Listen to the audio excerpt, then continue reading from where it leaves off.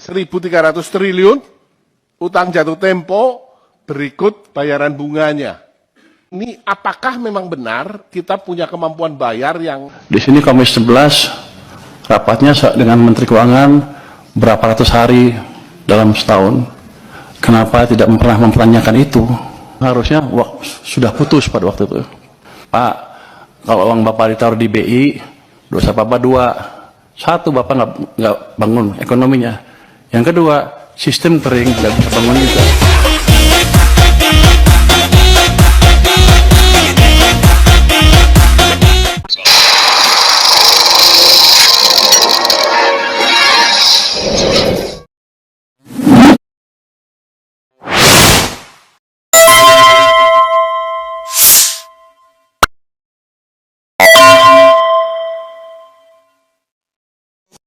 Assalamualaikum warahmatullahi wabarakatuh. Pemirsa, Purbaya efek ya.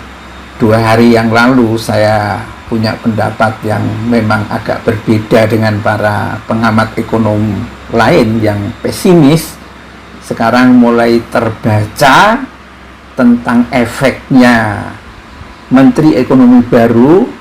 Ternyata bukan hanya kepada IHSG, saham yang kembali menghijau, rupiah yang menguat ya, dan mungkin sebentar lagi nih sektor real juga akan menggeliat.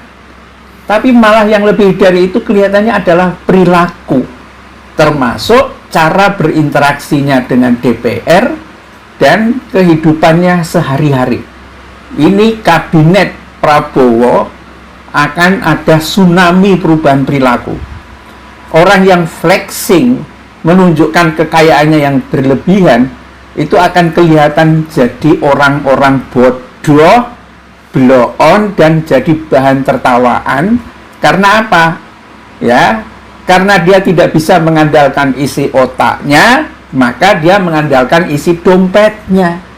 Tapi kalau orang bisa mengandalkan isi otaknya, gak perlu dompetnya yang diandalkan ya. Itu mengapa pemirsa saya agak terkejut juga ketika melihat Purbaya ini ya, makan di pinggir jalan, makan ketoprak coba sama pedagang kaki lima. Loh, apakah kecerdasan orang itu akan berkurang kalau dia makan ketoprak di kaki lima, makan bakso di kaki lima ya? Mungkin dia waktu itu baru ketua LPS atau menteri, atau bahkan sudah jadi menteri, kita tidak tahu persisnya. Tapi bisa-bisanya gitu loh, makan di pinggir jalan, menikmati ketoprak sendirian, tidak pakai pengawal. Kalau pakai pengawal kan acting ya, ini kelihatan sendirian. Dan antri di ternyata itu akhirnya sekarang sisi-sisi kehidupan dari Purbaya ini ya, sisi-sisi kehidupan dari Purbaya ini disimak, dikuak oleh para media. Antri beli karcis sama istrinya dalam acara Jakarta Fair misalnya. Keren kan?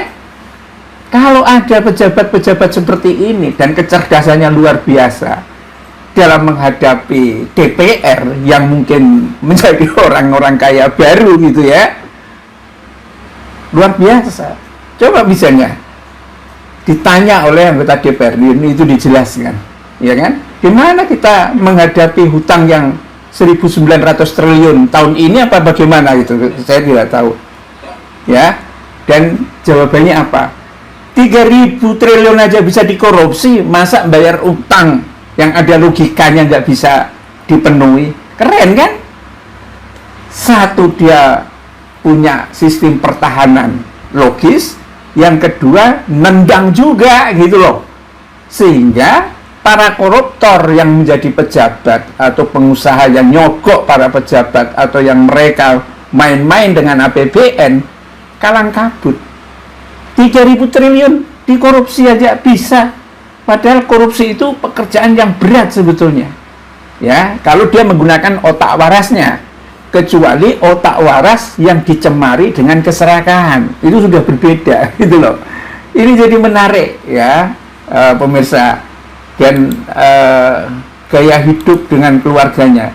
Dan memang dia dibilang sombong juga oleh istrinya. Tapi kok istrinya rukun-rukun terus dan mesra begitu? Sombong itu gaya dari ekspresi kejujuran orang intelek. Itu rata-rata sombong. Dikit sombong lah. Tidak lemah lembut gitu kan. Itu karena ekspresi jiwa independen sebetulnya. Ngomong apa adanya, ya, tidak wigah-wigih atau apa gitu, yang menunjukkan satu gestur yang harus seperti kepada orang umumnya. Karena itu di hadapan presiden dan lain sebagainya, dia tidak perlu bungkuk-bungkuk amat, ngomong ya apa adanya. Kalau presiden ini ya, dua kekuatan ekonomi tetap ditahan, uang masih di BI, ya, akan remuk, akan lebih buruk dari sebelumnya. Itu diomongkan di depan presiden, ya. Tapi dia punya solusi. Nah, ini dalam kehidupan keluarganya, pemirsa, saya kutip ya dari Tribun Newsmaker. Itu gaya istri Menteri Keuangan Purbaya Yudi Satyo yang jarang disorot, sebut sang suami sombong, gitu, ya kan? Tetapi gelendot cewek, ternyata itu mantan foto model era 90-an, keren juga ini Purbaya itu kan. Nah, ini ketangkap ya, dia sedang mendampingi suami ya, antri loket, katanya seperti itu pemirsa. Antri loket, antri karcis di loket.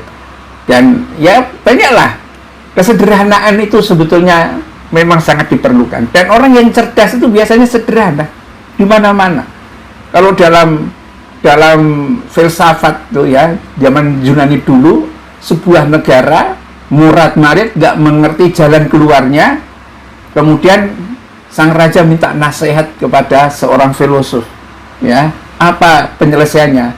Dan dijawab, akhirnya bisa lah itu. Kemudian raja itu datang ke filosof lagi, ya, sebagai orang yang punya kekuasaan, punya power, punya duit, punya perhiasan macam-macam.